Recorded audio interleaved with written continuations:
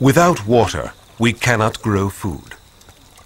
Agriculture claims more than 2/3 of all the fresh water withdrawn from the earth. And as the world's population grows, so will our water needs. But resources are finite.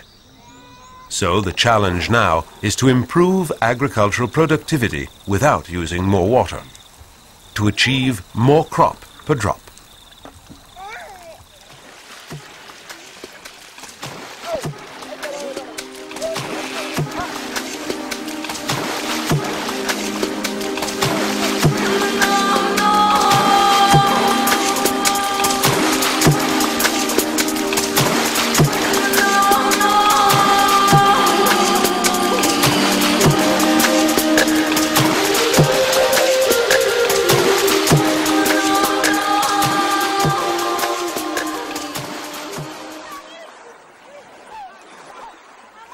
Around 1/5 of Malawi's surface area is freshwater.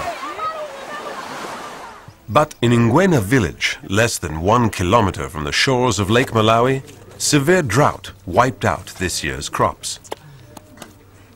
The villagers have just started work on an irrigation system. These bricks will channel their most precious resource to the fields and prevent another hungry winter.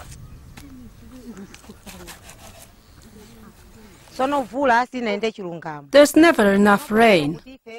Some people started growing tomatoes using watering cans and buckets, but they realized they couldn't make any money out of it. Gracie Foti and her neighbors know they're fortunate to have an abundant supply of water. But only now, with funding and training provided by FAO's special program for food security, are they learning how to make efficient use of it.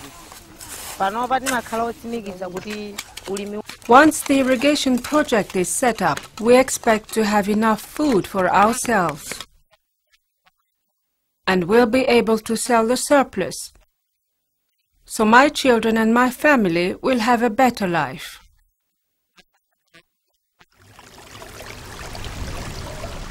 The villages of Kwidzi, just 10 kilometers down the road, have also struggled through months of famine, but for a very different reason.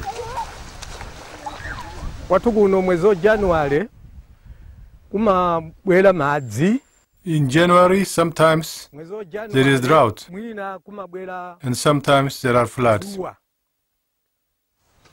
This year's floods buried our crops in the sand.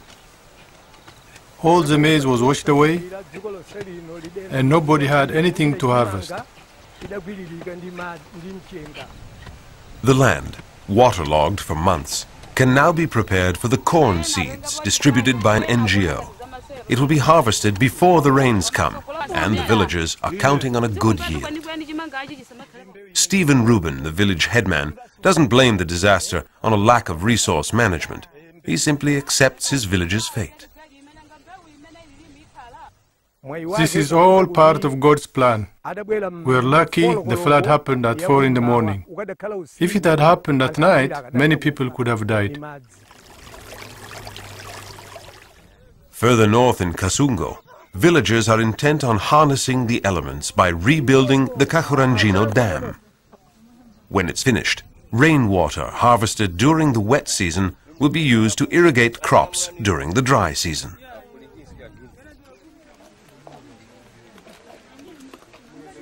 Once again, the project is financed by FAO's Special Program for Food Security. Agnes Moale and her fellow farmers contribute a monthly subscription fee to a community fund, as well as a lot of hard work. I've helped build the dam by carrying sand and stones and by unloading soil onto the embankment. Once the dam is finished, there will be progress. We'll be able to grow more vegetables and we'll be planting maize and other crops. Things will be different.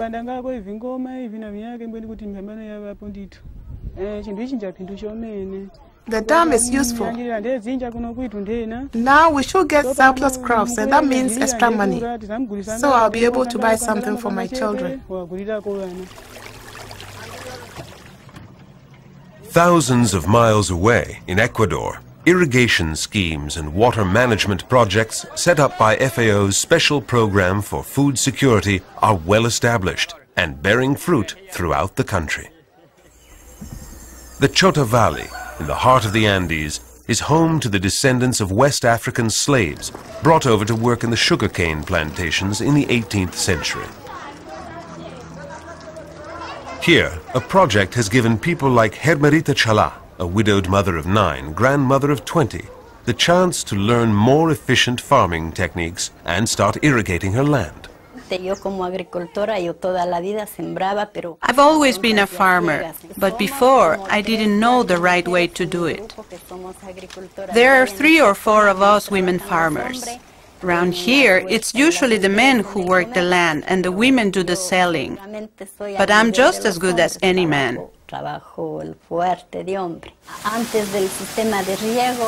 Before we had the irrigation system, there was always a scramble for water. But now all the farmers take it in turns. It's fairly cheap, and now that it's managed properly, there's no waste, so we save money.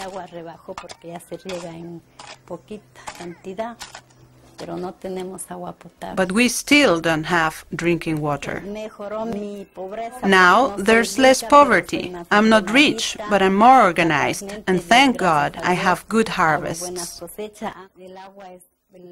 Water is the foundation for agriculture and for family life. Without water, there is nothing.